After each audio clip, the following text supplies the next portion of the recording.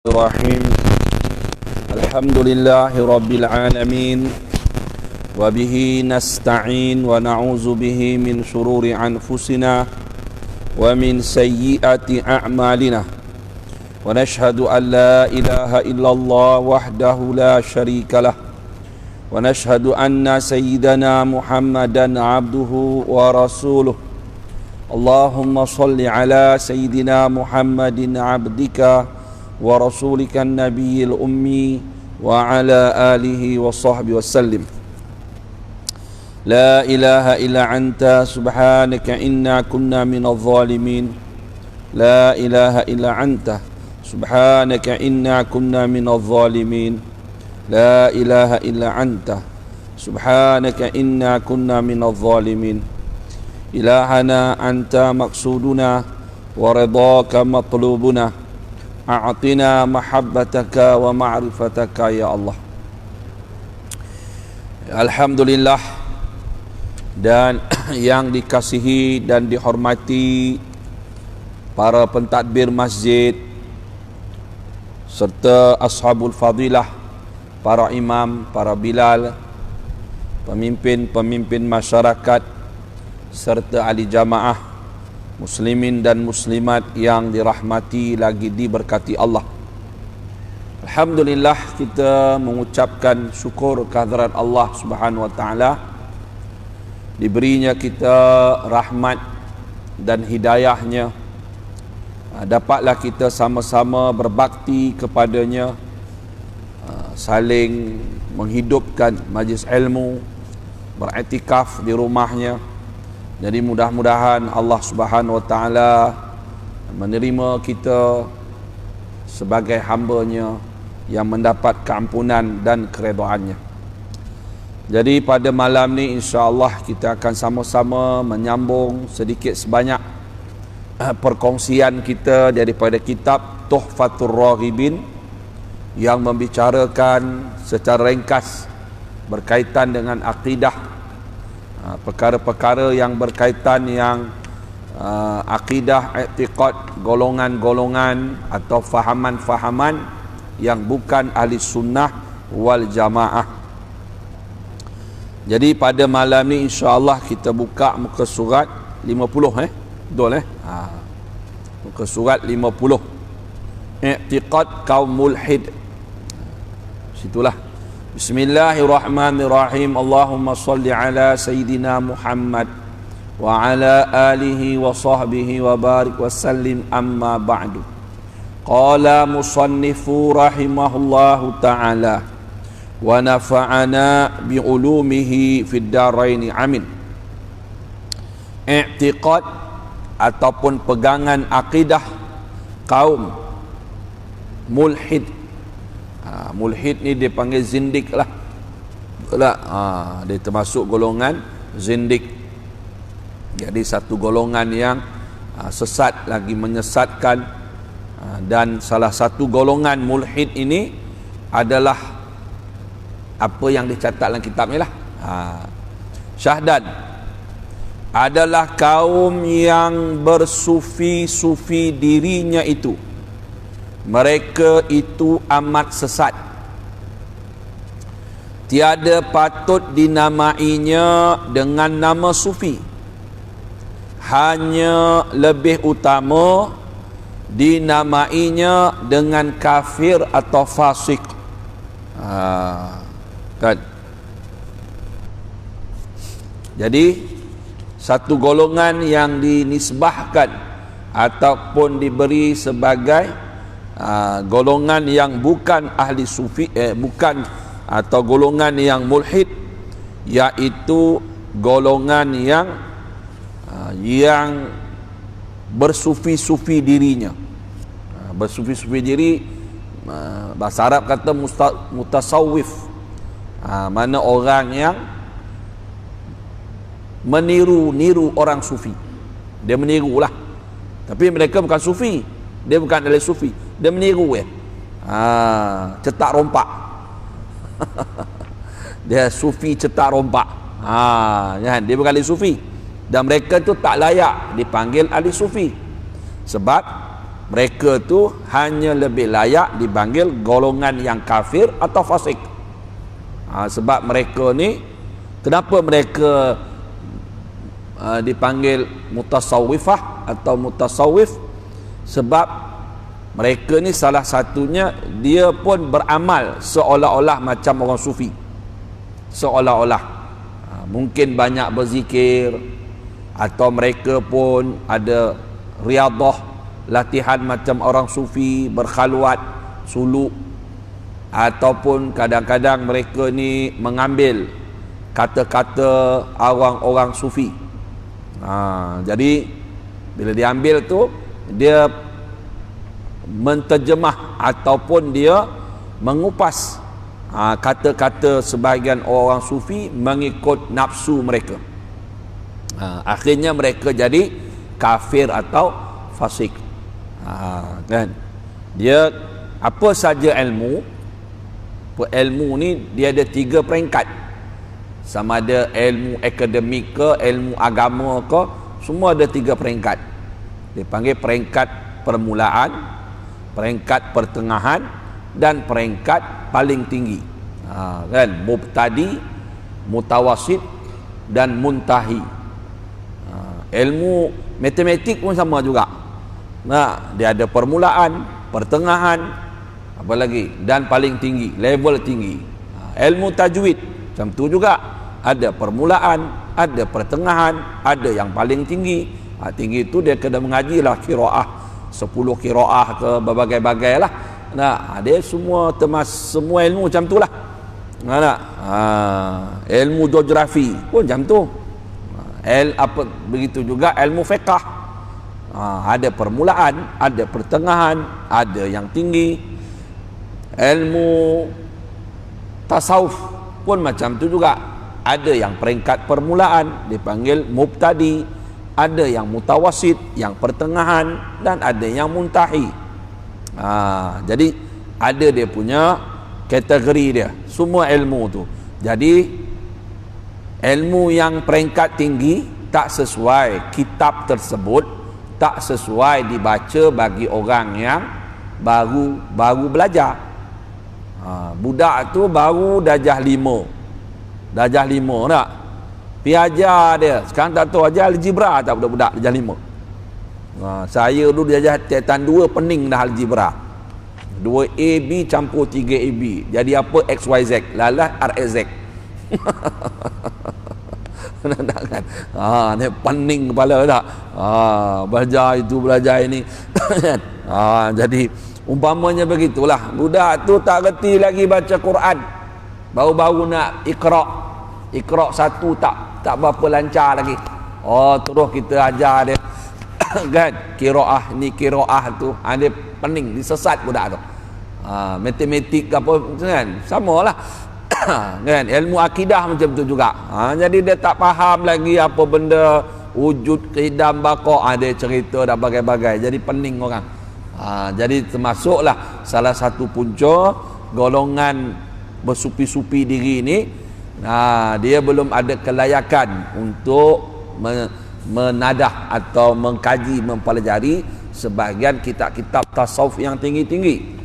Yang tu jadi sesat tu, akhirnya jadi kafir. Kan, macam itulah kisahnya. Dia tak sampai level lagi. Orang ada PhD, doktor PhD tak kan, dia tak ajar anak dia sekolah tadika tu. Dia kena hantar anak dia, mak anak dia umur 5 tahun 7 tahun, dia dah ajar ilmu PhD dia. Tak ajar, dia kena hantar lu anak dia masuk tadika lu. Jah 1, jah 2, jah 5, jah 6 kan. Lepas tu anak dia dah layak tu, dah habis SPM ke kelayakan, baru boleh. Itu pun kalau anak dia ambil masuk kos yang dia mengajar. Kan, macam itulah setiap cabang ilmu. Masuklah ilmu tasawuf atau ilmu sufi ni. Yang tu yang punca jadi sesat. Ilmu fiqh, mazhab Syafi'i tak apa cerdik kita ni, tak apa pandai. Wah, lepas tu datang satu ustaz mengajar mazhab Maliki, Hanafi, Hambali kan. Ada tak tentu arah kita, mana satu pun nak pakai ni. Kan, jadi rosak. Begitulah. Jadi mereka tu Menyebabkan, tapi kalau rosak dalam, kata almarhum tok guru saya, kalau rosak dalam syariat boleh tahan lagi. Sebab ramai orang yang boleh, ramai orang yang pakar dalam ilmu syariat, ramai orang tahu. Tapi kalau dalam ilmu sufi, ilmu tasawuf, kalau sesat, yang ni payah, yang ni cukup payah. Payah nak ubat, dia kata, payah nak ni. Sebab tak semua orang pakar, tak semua orang. Dia ilmu tasawuf bukan pakar banyak kitab, bukan pakar baca kitab tasawuf bertambun-tambun. Nah, yang tu ada satu, ada kehalusan lain pula.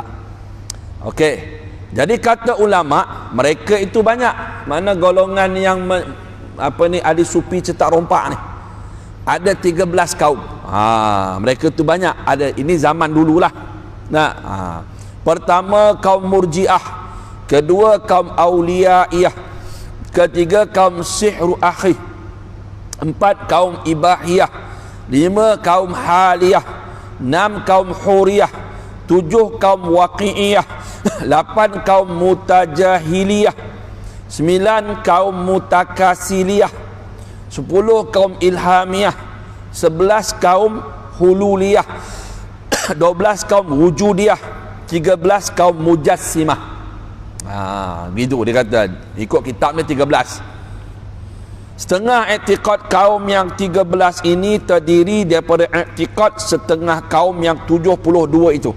Jadi sebahagian mereka ni i'tiqad dia termasuk dalam yang Nabi SAW kata umat aku akan pecah pada 73. Nah, 72 masuk neraka, 1 masuk syurga. Jadi sebahagian i'tiqad mereka ni adalah i'tiqad yang golongan kaum yang 72. I'tiqad dia. Jadi pertama dia kata i'tiqad kaum Murji'ah. Adapun i'tiqad kaum Murji'ah, pertama mereka beriktikad bahawa seorang hamba apabila ia sampai kepada martabat kasih akan hak Allah Ta'ala dan tiadalah yang dikasihinya yang lain daripada hak Ta'ala, maka terangkatlah daripadanya taklif syarak, yakni terangkat, bebaslah dia daripada diberi beban, diberi tanggungjawab untuk melaksanakan hukum syariat dan segala ibadat. Mana segi hukum pekah, wajib, sunat, haram, makruh ke tak ada lah pada dia tu lagi. Dan terangkatlah dia pada segala ibadat, bebaslah dia daripada nak buat ibadat-ibadat.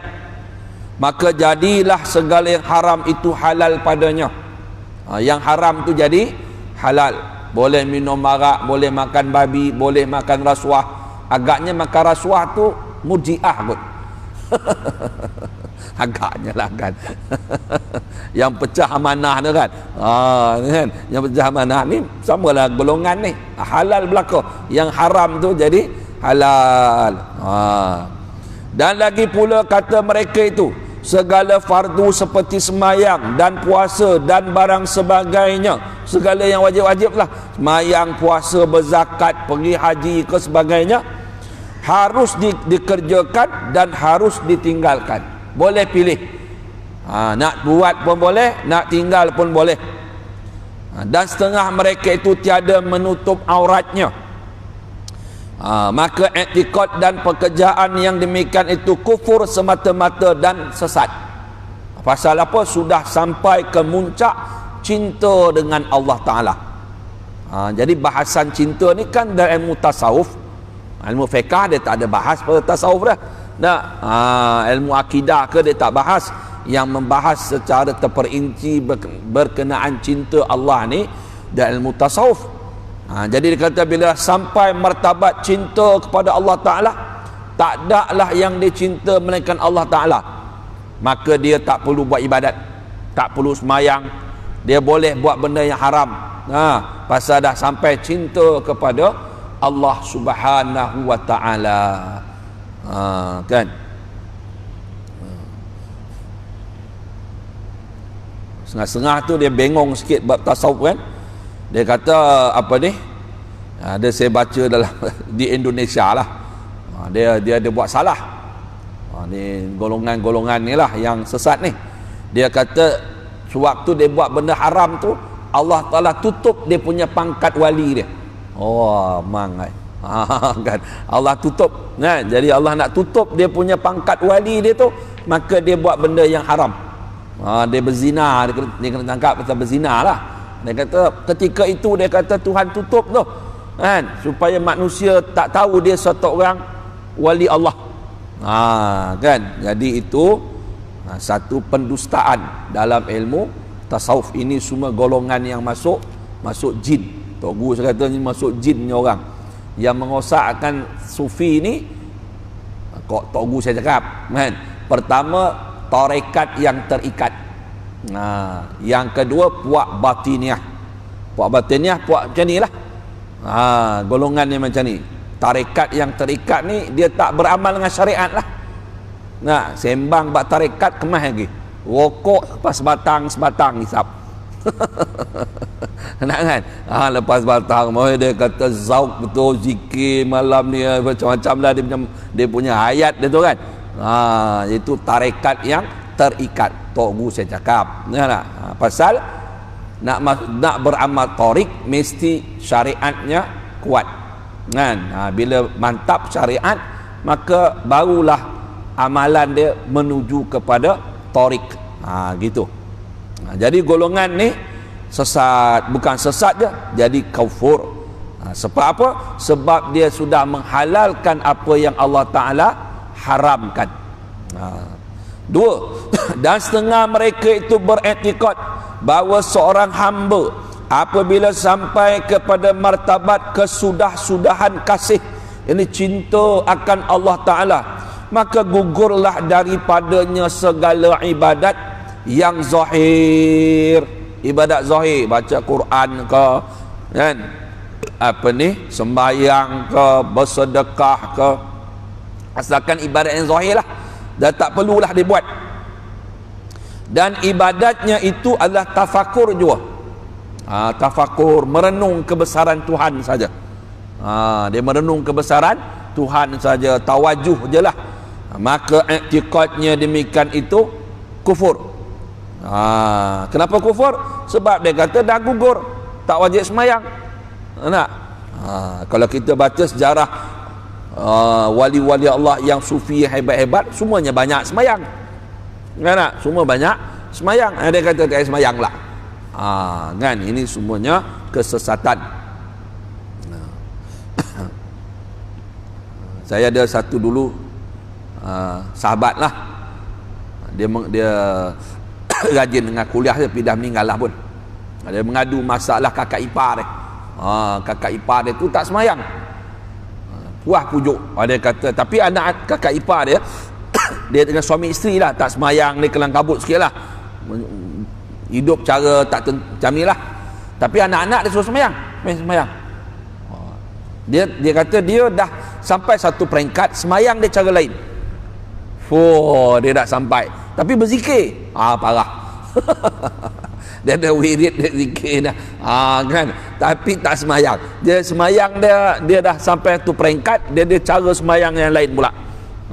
Kan, semayang lain yang dia punya cara dia tu hak Rasulullah ajar mengajar semayang dua cara. Dia kata satu cara semayang hak zahir ni, hak kita semayang je ni, hak saru hak cara batin tu. Tapi sekarang dia dah peringkat level dah tinggi, jadi dia semayang cara batin dia. Dia ada satu lagi, tapi anak-anak dia suruh semayang, dia tak boleh. Dia peringkat dia. Itulah ada juga kan. Macam mana Ustaz ya? Dah siap, dah dengar, habislah tugas kita lah, doa je lah. Itu je lah boleh buat. Sebab dia dah terikat. Itu panggil puak batiniah. Golongan batiniah. Saya ada satu sahabat dulu. Saya ada satu sahabat lah, dia cerita dulu dia pun terikutlah satu kumpulan yang mendakwa dia orang semayang. Dia semayang lah, semayang batin ni, semayang batin. Dia kata semayang batin tu macam mana nak, sebab dia kata bila time semayang tu dia kata kita nampak tu macam televisyen. Kita ni rupa sebiji semayang di Mekah. Start lagi nak sembahyang isyak kan, masuk isyak kan, kita nampak ni, kita tengah sembahyang ni, sembahyang di Masjidil Haram depan Kaabah. Kan, jadi nak kata, aku sungguh sembahyang kata. Itu dia kata, kadang dia kata sembahyang kat Mekah, badan dekat Malaysia, kat sini kan. Tapi kita tengoklah zahir syariat dia macam mana. Kan, zahir syariat, mana syariat dia macam mana kan. Lama-lama dia pun dapat keluar, apa ni, kena banyak selawat, hilang benda tu lah. Kan, dia selawat hilang, tak? Jadi macam tu lah kata, nikah batin tu semua nampak. Dia kata ni kita menikah tu, dia nampak kan. Tang sedap tak ada batin, tu tenaga batin tak? Dia tak nampak televisyen pula. Tang projek tu dia tak nampak dalam televisyen. Tu projek bersetubuh lah. Kan, yang tu dia tak nampak, yang tu kena reality pula, hak zahir. Dia parah. Ni golongan dipanggil golongan bersupi-supi diri. Saya ingatkan dia orang cakap kata semayang apa ni batin tu, dia kata tak, memang nampak sungguh kita semayang, dia kata. Nikah tu memang nampak. Kita macam televisyen menikah tu. Ni bukan nikah online lagi. Kan, tu nikah online, ni nikah batin ni. Macam tu rupanya. Kan, jadi ini dipanggil batiniah. Orang yang dia panggil masuk dalam perangkap alam-alam jin. Alam jin punya tu, iblis dia hantar gambar kita edit kan. Dia dalam alam iblis ni pun dia pandai juga benda-benda tu, ada alat-alat tu tunjuk. Jadi bahaya. Kedua, dan setengah mereka itu beriktikad bahawa seorang hamba apabila sampai kepada martabat kesudah-sudahan kasih akan Allah Ta'ala, cinta kemuncak sungguh pada Allah Ta'ala, maka haruslah baginya segala perempuan yang lain dan segala sahaya orang. Maka iktikad demikian itu kufur. Jadi bila dah sampai peringkat cinta dia, pasal Murji'ah ni pun banyak pecah-pecah juga. Jadi masing-masing ada pahaman. Yang satu, yang nombor 3 ni, bila dah sampai peringkat kasih cinta Allah Ta'ala, jadi dia haruslah tak perlu nikah dah. Mungkinlah golongan nikah batin ni.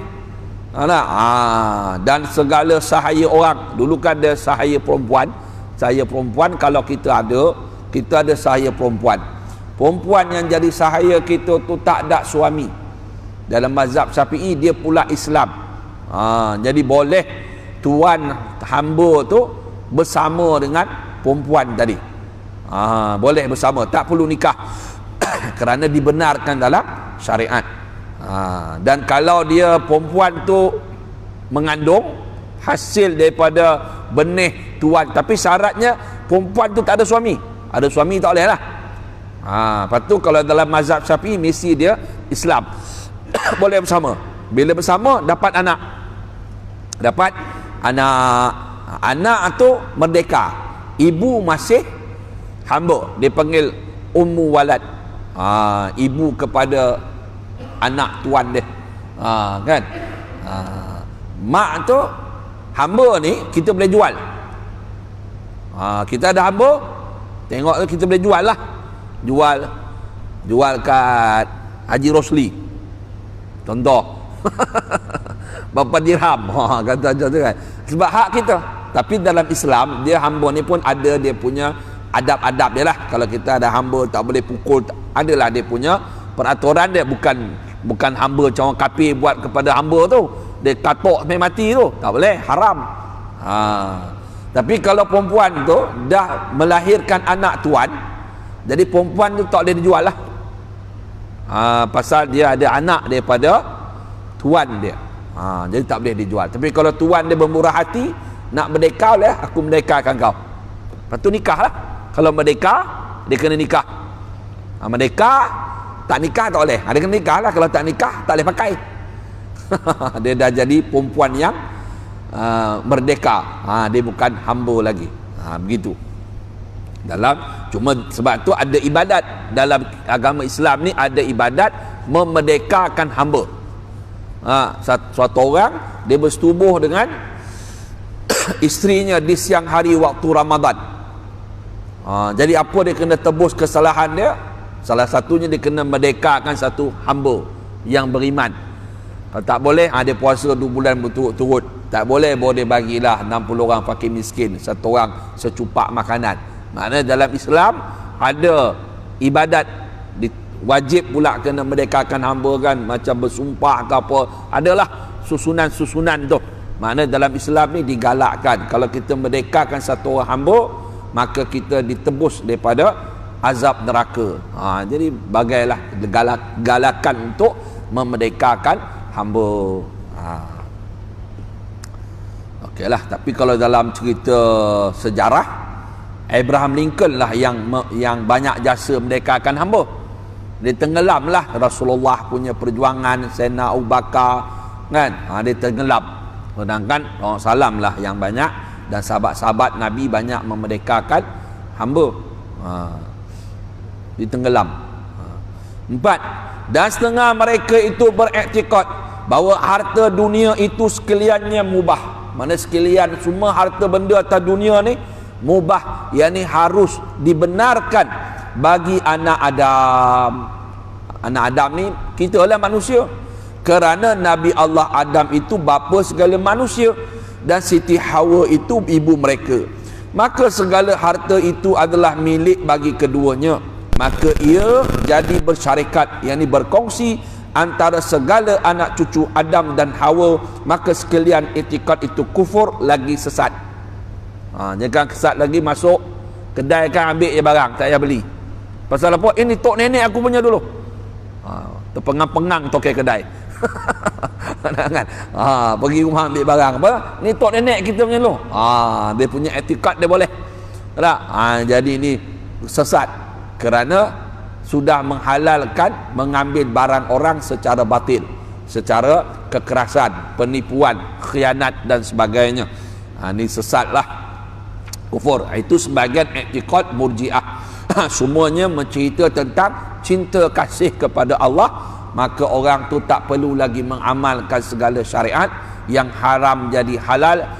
Kan boleh pilih, nak buat ibadat pun boleh, tak buat pun boleh, nak berzina pun boleh. Kemudian yang seterusnya i'tiqad kaum auliyaiyah. Kan auliya ni makna wali-wali lah. Dia ambil dia punya nama dia punya mazhab dia, makna kaum auliya, wali-wali. Adapun kaum auliyaiyah, maka i'tiqad mereka bahawa seorang hamba apabila sampai kepada martabat darjat wilayah, seorang hamba ni sampai kepada peringkat jadi wilayah, di mana kewalian lah, dapat jadi wali Allah. Bila sampai jadi wali Allah, maka terangkatlah daripadanya suruhan, amrun, hak wajib ke hak sunat tak perlu buat lagi, dan larangan, nahyun, hak haram ke makruh ke tak perlu buat, tak kisah lagi, naklah buat, nak langgar pun tak ada apa, tak haram lagi dah. Dan lagi pula katanya, kata golongan auliyaiyah ini, i'tiqadnya bahawa auliya itu, yakni wali-wali Allah itu afdal, terlebih afdal, mana lebih utama daripada Nabi. Maka i'tiqad demikian itu kufur lagi sesat. Na'udzubillahi minha. Mana kami berlindung dengan Allah daripada i'tiqad fahaman begini. Jadi mereka ni dipanggil kaum auliyaiyah, mana wali-wali. Perasan je lah. Jadi dia kata bila sampai perangkat wali, jadi dia tak boleh, segala yang wajib ke haram ke apa ke tak perlu pakai lagi. Kemudian i'tiqad dia, wali-wali Allah itu lebih afdal daripada Nabi. Ini kan bercanggah dengan memang kita segi ahli sunnah wal jamaah, memang kita mengakui wali Allah itu ada. Satu kedudukan yang istimewa di sisi Allah Subhanahu wa taala, satu pangkat orang yang dekat dengan Allah Subhanahu wa taala. Cuma mereka ini tidak melepasi, tidak mengatasi pangkat nabi-nabi. Di sisi ahli sunnah wal jamaah, pangkat nabi dan rasul tidak boleh dicapai dengan usaha dan ikhtiar. Tak boleh capai. Nak jadi nabi tak boleh. kan, semayang banyak mana, berzikir ke apa ke, mengaji banyak mana, PhD dia sampai 5, contohlah. Dia takkan jadi Nabi Rasul. Tapi pangkat wali boleh dicapai dengan usaha dan ikhtiar, dengan dia mujahadah, latihan sebagainya, ada bimbingan, boleh dapat jadi wali. Jadi nabi-nabi semuanya maksum. Para wali dia tidak maksum. Wali-wali Allah tidak maksum. Mereka itu hanya mahfuz. Dia mahfuz saja. Maksum makna terpelihara daripada dosa. Mahfuz dia tak sampai peringkat maksum. Mereka berdosa juga, tetapi cepat bertaubat, cepat sedar. Itu beza dia. Kan? Jadi sesatlah golongan ni. Jadi iktikad demikian tu kufur lagi sesat.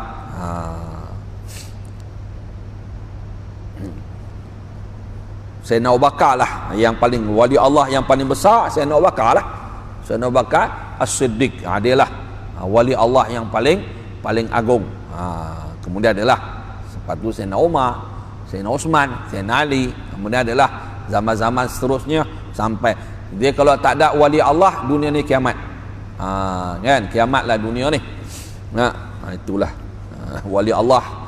Apa ni, golongan-golongan yang hampir dengan Allah Ta'ala. Jadi mereka ni beriktikad begini. Jadi orang ni panggil bersupi-supi diri lah. Cerita pasal wali-wali ni. Kemudian iktikad kaum sihru akhi. Satu lagi golongan ahli supi cetak rompak.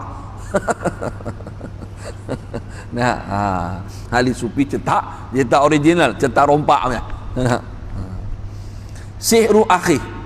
Adapun kaum sihru akhi, maka iktikad mereka itu apabila seorang hamba lama mengasihi Allah Ta'ala, dia lama cinta Allah, kan, maka terangkatlah daripadanya suruhan. Hak wajib tak perlu buat, hak sunat pun tak perlu buat, dan larangan nahyun, yang haram tu tak apa kalau dia langgar, yang makruh dan sebagainya lah. Kan, suruhan Allah wajib dan sunat, larangan dia haram dan makruh. Makruh pun dilarang, cuma tak sampai peringkat dosa lah. Kalau tinggalkan berpahala. Kan, orang-orang kalau betul-betul dia ahli sufi sungguh, benda makruh pun dia tinggal, benda syubhat pun dia tinggalkan. Itu ahli sufi yang betul. Dan mereka itu, yakni golongan sihru akhi, mengharuskan bernyanyi. Dia benarkan menyanyi. Nyanyi lagu apa? Nyanyilah lagu pembukaan tu. Nyanyi lagu puji Allah tak apa. Ini menyanyi lagu apa? Isabella. Kan? Lagu Sweet Charity ya. Lagu apa? Teratai. Zaman-zaman rok kapak dulu lah. Kan? Menyanyi tu. Memalu rebana. Dia pukul, dia memalu rebana. Rebana ni tengoklah, kalau dia tutup satu muka tak apa. Ni dia tutup kiri kanan. Ikut dalam fiqh Imam Ghazali dia kata haram. Bangsi. Apa bangsi? Nombor 7, serunai. Dia kata bangsi serunai daripada batang buluh atau batang padi. Muri nombor 71, sejenis serunai atau seruling jugalah, jenis-jenis tu. Rebab, sejenis alat bunyian seperti biola yang bertali 2 atau 3. Kecapi, sejenis alat bunyi-bunyian bertali yang dipetik seperti gitar dan barang sebagainya. Jadi mereka menyanyi ni pasang radio Akim lah. Tak tahulah mereka ambil fatwa mana, wallahualam. Ayat Quran dia pakai gitar. Kalau dengar tu kan, apa ni, apalah yang Nabi Musa baca tu, Rabbi syrah li sadri, Rabbi syrah li sadri, ada bunyi gitar. Ni mungkin siru akhi punya grup. Kalau sufi suruh dia bukan ni tak ada. Pasal kalau fatwa Imam Ghazali tak boleh. Dalam fatwa Imam Ghazali, kalau mazhab Syafi'i alat dia boleh kompang penyanyi macam tu yang bertali seruling ni, banyak kata haram lah. Banyak kata haram. Kan? Dan mereka itu mengharuskan mana benar berbuat zina dan menyabung ayam lah, belaga lembu kebau apa bagi duit. Maka dinamai mereka itu sihru akhi kerana mengikut mazhab Abdullah sihru akhi. Dan mereka itu pada zahirnya bersoleh-soleh diri. Zahirnya itu macam orang soleh, pakai serban, berjubah, berjanggut, bertasbih, kan? Gantung tasbih kat leher, tasbih besar-besar, kan? Panjang, kan?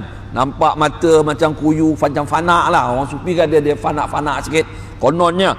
Sedangkan daripada pekerjaan mereka itu semata-mata fasik. Semata-mata fasik. Maka i'tikad demikian itu kufur dan sesat.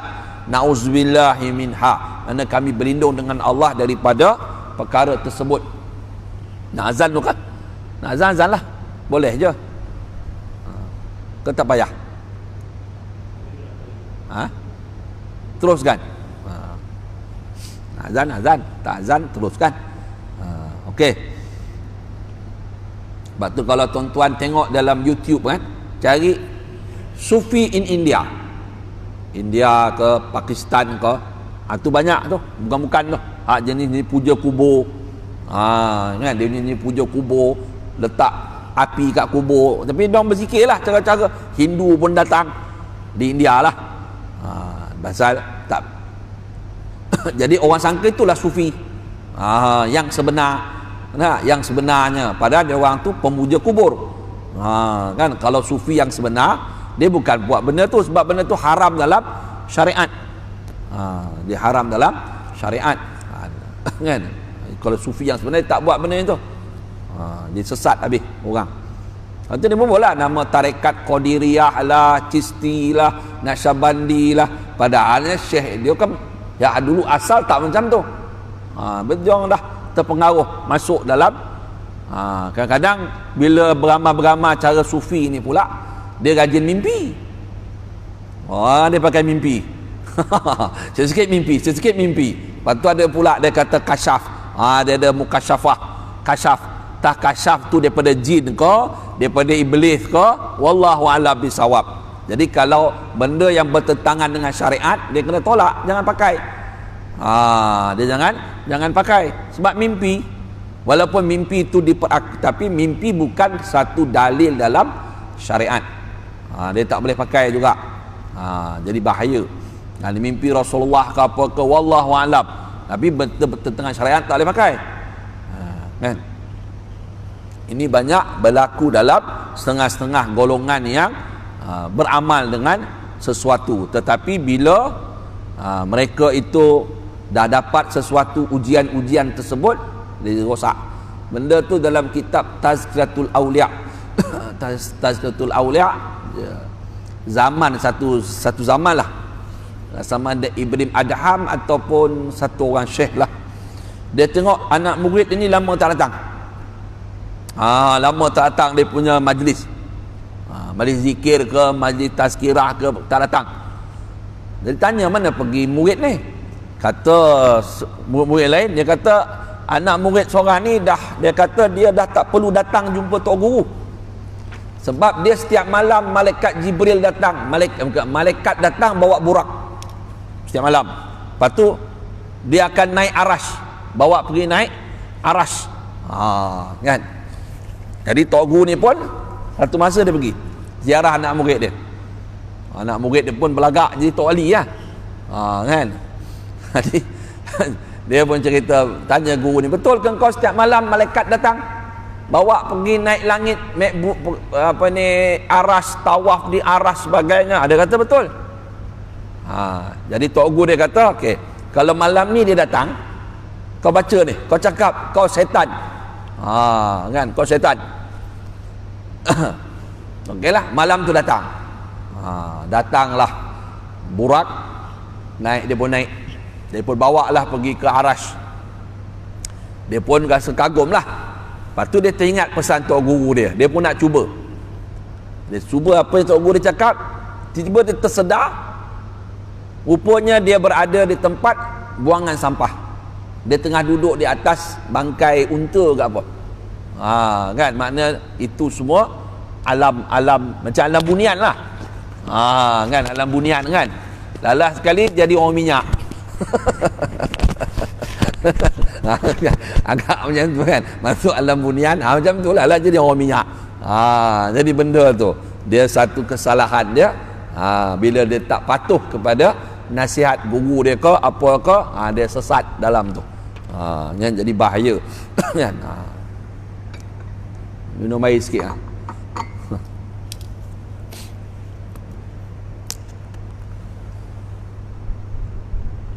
Kalau kita baca kisah Sultan Aulia lah, Syekh Abdul Qadir Al-Jilani radhiyallahu anhu. Bismillahirrahmanirrahim. Dari Syekh Abdul Qadir Jilani radhiyallahu anhu, bila dia kan rajin berkhalwat lah, duduk di padang pasir berkhalwat, buat zikir tumpu Allah. Di salah satu masa dia nampak langit, di langit tu awan gelap tiba-tiba bercahaya. Lepas tu datanglah satu makhluk yang lupa berseri, suara bercahaya, cahaya tu.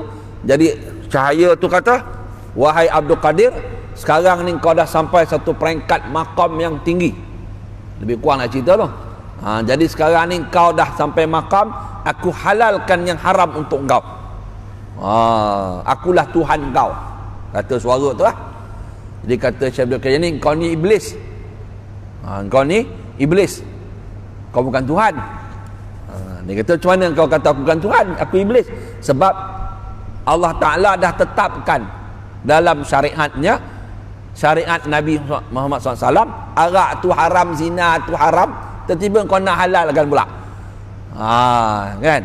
Jadi benda tu satu ujian untuk dia, maka dia selamatlah daripada perkara dah Allah haramkan. Benda haram tu termaktub dalam Quran, dalam sunnah. Tiba-tiba dia kata halal pula, pasal makam kau dah tinggi. Kan, kalau nak halalkan benda haram tu, Allah kena hantar Nabi baru. Nasib baik seorang ada kat Malaysia, Rasul Kahar. Itu pun mungkin juga kot. Saya baca, tengok kaji tu, dia bukan kaji lah, tengok dalam internet. Jadi Rasul Kahar ni dia sekolah sampai darjah 5 je. Dalam YouTube lah, orang yang buat temu ramah tu kata, darjah 5 dia belajar agama dengan bapak dia Tok Imam. Bapak dia Tok Imam. Tapi bapak dia tak gelong, dia boleh gelong. Dia gelong sebab dia rajin baca tafsir Quran, terjemahan. Baca terjemahan lah. Lepas tu dia masuk tu, terlebih minum isap ganja ke aku tak tahulah. Nah, dulu isap ganja lah kan, dia tak ada air ketum ni. Kalau sekarang mungkin terlebih minum air ketum. Kan dia baca kena sambil tu layan ganja, pasang lagu Bob Marley kot. Kan Bob Marley kan kaki ganja. Dia layan tu, ngaku dia baca Yasin tu, kan, innaka laminal mursalin, kau seorang sebagai rasul kan. Ada kata engkau tu, mana Allah Ta'ala beri wahyu kat dia tu salah seorang rasul. Ada Rasul Kahar, hidup ke mati tak tahu lagi lah macam mana kan. Itu pun satu masalah. Seorang ni selepat, lepat kan, lepat. Agaknya itu pun terpengaruh dengan Bob Marley kot. Rambut dia macam Bob Marley tu. Dia pun khayal kan, cerita itu mungkin terlebih hisap ganja ke, hisap dam ke, wallahu a'lam bisawab kan. Betul orang pun ni cerita hakikat ni. Cerita kerohanian. Parah kita. Kan. Jadi itu semua golongan dipanggil batiniah. Golongan batiniah. Jadi golongan inilah dipanggil orang yang bersupi-supi diri. Kadang-kadang diambil perkataan orang-orang sufi, maka mereka menafsir dengan cara nafsu mereka sendiri. Sikit lagi, boleh ke? Nak berhenti buku apa ni? I'tiqad kaum ibahiyah. Adapun kaum Ibahiyah, maka i'tiqad dan pekerjaan mereka meninggalkan amrun bil ma'ruf dan nahyin anil munkar. Menyuruh buat baik dan mencegah mungkar dia tak buat, serta katanya bahawa kami tiada kuasa, mana kami tak mampu menahan diri daripada suruhan atau amrun dan tegahan nahyun, maka betapa kami menyuruh orang berbuat segala yang disuruh ma'murat, dan menjauhi segala tegah manhiyat. Jadi mereka ni tak ada buat amal ma'ruf nahi mungkar. Sebab apa tak buat? Sebab kami pun tak betul, kami pun tak mampu nak buat yang Allah suruh. Jadi buat apa? Kan? Jadi mengapa kami nak suruh orang buat? Buat taat dan mencegah mungkar. Sebab kami pun tak buat. Dia kata benda yang Tuhan Allah Ta'ala suruh. Dan ini satu kesilapan dalam ahli sunnah wal jamaah. Walaupun kita ni orang fasik sekalipun, kalau ada kemungkaran, maka hendaklah kita nasihat, kita tegur dan sebagainya. Macam satu orang bapa, satu orang bapa dia isap rokok, dia marah anak dia isap rokok. Dia marah kan, pak isap rokok. Bapa dululah, pak saya aku tak tahulah. Marah dia walaupun bapa tu isap rokok. Sebab dia tahu rokok tu membahayakan kesihatan. Bukan habis duit dia kena tanggung rokok anak. Dalam duit sekolah aku bagi, kau beli rokok pula kan. Contoh lah kan. Dia marah. Itu memang itu satu fitrah kejadian manusia ni. Walaupun dia tak berapa betul, dia tak suka orang buat benda tak elok. Itu kebiasaan. Kan. Jadi diorang ni meninggal. Sampaikan ayah ke penguasa ke, mereka ada hak untuk mencegah mungkar, dia tak buat. I'tiqad begini, maka rosaklah. Dan diharuskan oleh mereka itu berbuat zina. Dia kata berzina boleh, tak berdosa. Mereka itulah sejahat-jahat makhluk. Maka i'tiqad demikian itu kufur dan sesat. Kemudian i'tiqad kaum haliyah. Hal. Kalau belajar kitab tasawuf, dia disebut hal dan maqam. Hal dan maqam. Okey, maqam satu kedudukan yang dicapai dengan usaha, itu panggil maqam. Maqam sabar, maqam redha, maqam syukur. Itu panggil maqam. Satu lagi dipanggil hal. Hal ni sesuatu yang Allah Ta'ala bagi, tak ada usaha. Dia tak ada usaha. Kadang-kadang datang rasa zauq, rasa rindu kepada Nabi SAW, tak ada buat apa pun, dia Allah Ta'ala bagi rasa, dia panggil hal. Atau tiba-tiba takut dengan mati, berasa kan, bukan buat-buat, dia datang, bukan dengan usaha. Itu dipanggil hal. Kadang-kadang hal tu menyebabkan dia punya tindakan dia tu agak kan, kerana tanpa takut mungkin dia menangis. Macam-macam lah sesuatu yang berlaku dalam diri dia. Jadi hal dengan maqam berbezalah. Maqam dengan usaha, dengan mujahadah, riadah, dia akan dapat maqam. Tapi hal Allah Ta'ala bagi, kadang dia bagi, kadang dia ambil, kadang bagi rasa sekejap, kadang dia bagi rasa lama. Itu panggil hal. Jadi satu golongan yang mendakwa mereka ni ahli sufi, mereka ini dinamakan haliyah. Hal, keadaan. Adapun kaum haliyah, maka mereka itu beriktikad dan berkata bahawa diharuskannya menari. Boleh menari dan bertepuk tangan tatkala menyanyi. Menyanyi, menari, tepuk tangan. Lagi ia pengsan. Itu hal lah, dia pengsan. Maka kata segala muridnya bahawa syekh kami di dalam sesuatu hal. Syekh itu dalam satu hal. Maka pekerjaan demikian itu bersalahan. Ini berbeza dengan jalan Nabi SAW, iaitu bid'ah, lagi sesat. Na'udzubillahi min dzalik. Kan? Jadi itu dipanggil haliyah. Kan? Tapi sebenarnya sebab dalam sebahagian tarekat orang sufi, tarekat memang ada zikir menari. Dari sini dia buat dulu. Kan? Sini dia buat kan? Zikir, bangun, menari. Memang ada, dan benda tu ada dia punya hujah sandaran dia. Cuma setengah tu dia rakam, dia kata bila Syiah dah masuk kat tempat aku, dia kata dia apa, tarekat Ahmadiyah Idrisiyah, kan, dia ada Dan setengah tarekat yang muktabar. Kalau tuan-tuan pergi di Syria, Yaman, bukan kecil-kecil anak yang buat cara tu, semua ulama-ulama besar, dan benda tu ada hujah dia, ada dia punya dalil dia dan sebagainya. Dan memang dalam pengajian orang tarekat sufi ada yang pengsan, tak dinafikan. Kan sebab bila seseorang itu dia macam kisah Nabi Musa alaihi salam.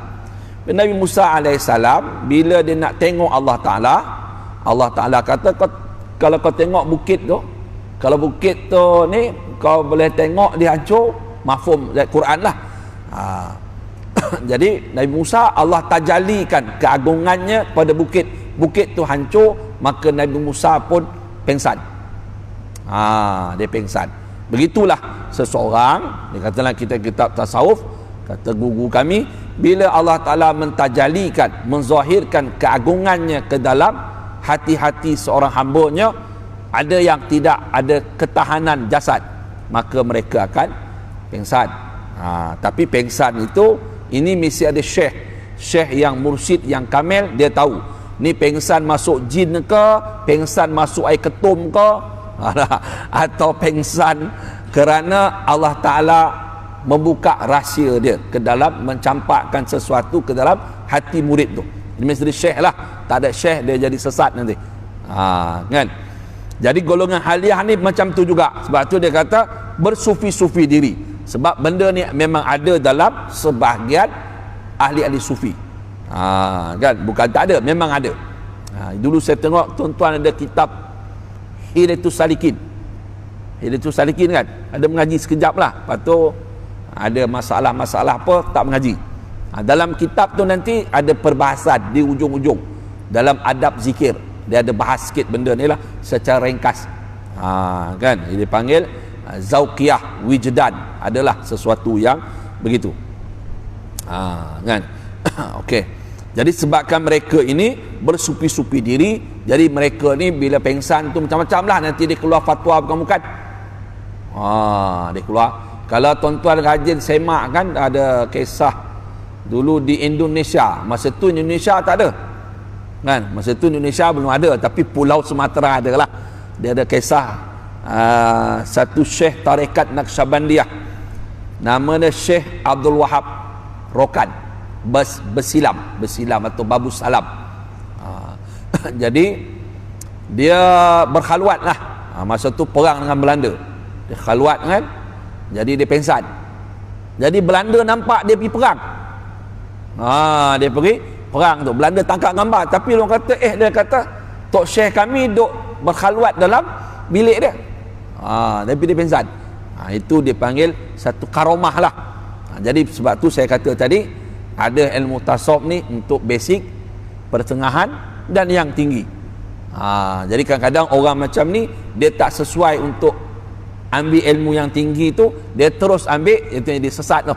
Apa ilmu sekalipun, ilmu fiqh pun boleh sesat, ilmu hadis pun boleh sesat, terus ambil peringkat yang tinggi. Apa ilmu pun, fiqh kan saya sebut tadi lah, dia mazhab Syafi'i pun dia tak reti wuduk, cara wuduk Syafi'i, batal sah wuduk, sah semayang Syafi'i. Tiba-tiba dia pergi mengaji 4 mazhab, Syafi'i pun tak lulus, Hanafi tak lulus, apa lagi, Hambali pun tak ke mana, Maliki pun tak ke mana, lalas mazhab gila babi. Gurau je lah tuan-tuan kan, dia simpan pengenang. Kan, jadi payah, jadi rosak. Kan, pasal Syafi'i dia tak mantap. Lepas tu dia masuk pula kuliah syariah, perbandingan mazhab. Kemudian dia pun tarjih maksud dia menguatkan hujah, mana lebih kuat, dalil Syafi'i ke Hanafi Maliki. Ni Syafi'i dia tak mantap, ataupun Hanafi dia tak mantap, Maliki dia tak mantap. Kan, tiba-tiba dia tak mengaji perbandingan mazhab. Ni semua biul punya kerja. Lepas tu balik masjid pun mengajar. Dia kata kalau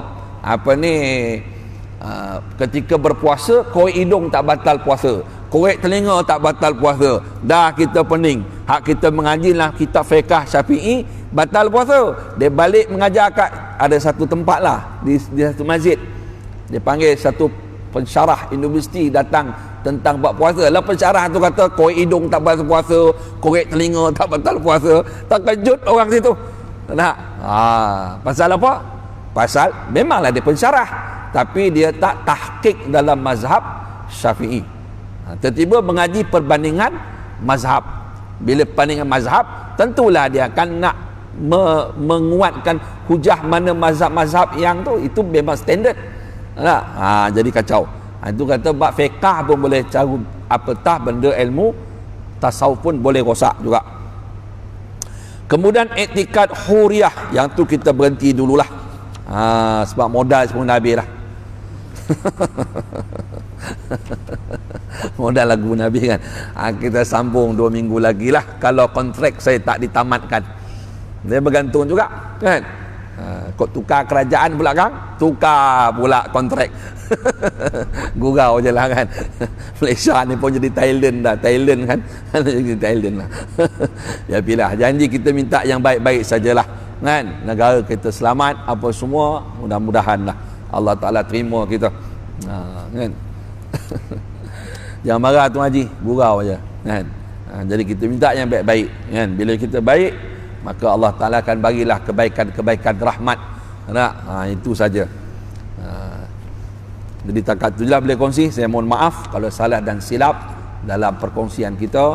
Yang baik itu daripada Allah Subhanahu Wa Ta'ala, yang buruk daripada kejahilan nafsu yang ada pada saya.